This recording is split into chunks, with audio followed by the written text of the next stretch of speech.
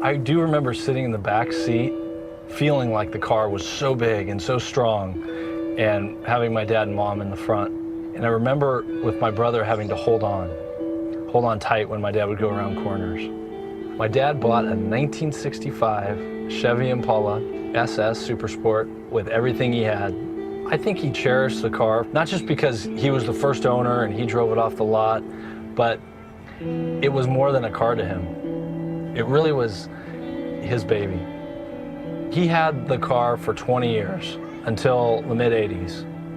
My parents had to sell the car because times were tough and they had to make ends meet. It was not easy for my dad to let the car go.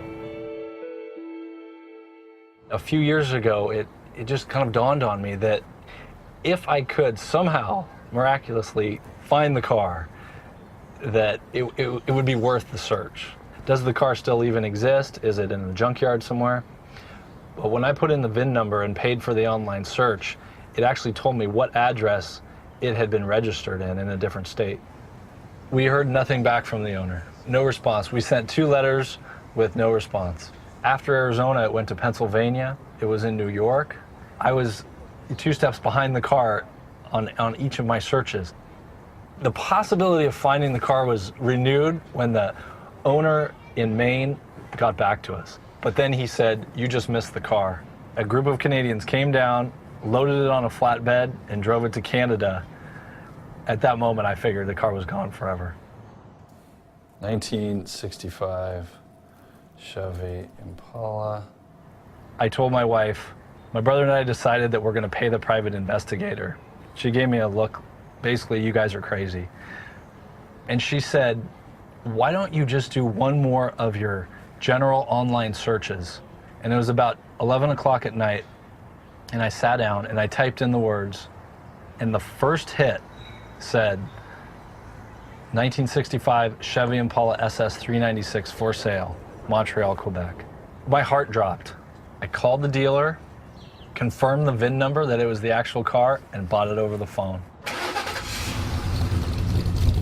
Gotta give her gas. Okay, that sounds so good. I actually may be keeping this for myself.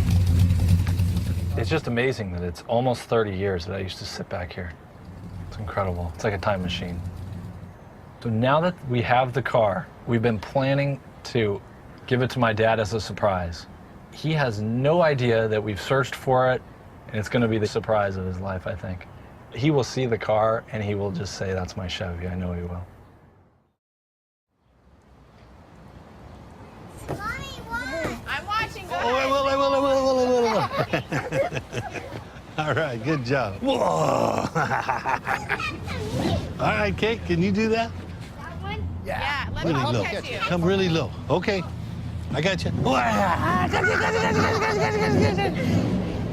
Oh, no. What the hell? Dear God. That's my old Chevy. We got it, Pop. You're kidding me. Really? Yeah. Here, come on. Really? No. Yeah. I think we got that. God, I'm gonna have a heart attack. Where'd you get it? We found it. We found it. I can't talk. I know. It's okay. It took 5 years. That Really? Dear me. you carry me. It's all good now. We found it. Wow.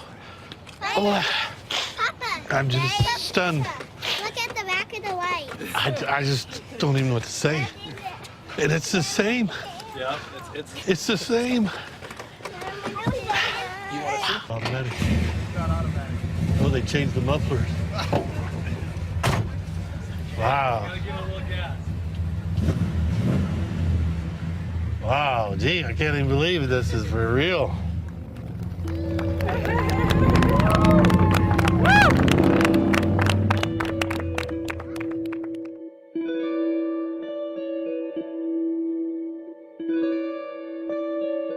It's not just a car. It's all the memories and the feelings. It brings all that back.